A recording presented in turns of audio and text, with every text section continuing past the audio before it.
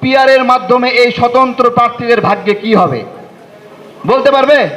প্রশ্ন করেছিলাম যে ডক্টর শফিকুর রহমান তো সিলেটে জিতবে না, তাহের ভাই তো 14 গ্রামে জিতবে না, কিন্তু জামাতের অনেক ভালো মানুষ আছে যারা তাহের ভাইয়ের চেয়েও ভোট বেশি পাবে।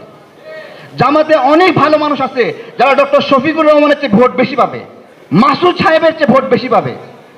আমার প্রশ্ন হলো, পিআরে এইরকম কোন পদ্ধতি আছে কি তাদের পিআরে যে শফিকুর রহমান যদি কম ভোট পায় সে এমপি হবে না, অন্য একজন জামাতের নেতা যদি বেশি ভোট পায় শফিকুর রহমানকে বাদ দিয়ে তাকে এমপি করা হবে? আছে পিআরে? উত্তর দিতে পারবে না। পিআরে আরো কি বলে, 1% ভোটও নাকি কাজে লাগে। খুব সুন্দর, 1% ভোট নিয়ে 3 জন এমপি করবে।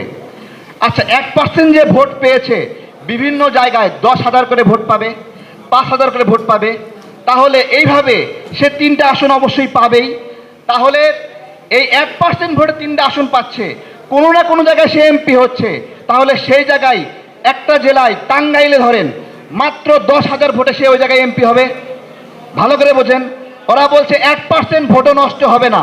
ও যেখানে 10,000 ভোট পেয়ে এমপি হলো, সেইখানে কেউ না কেউ 1,90,000 ভোট পাইছে কিনা? পাইছে না? 1,90,000 ভোট পাওয়ার পরেও ওকে এখানে এমপি করা হবে না, ওই যে পিআরের কারণে ওকে 10,000 ভোটে।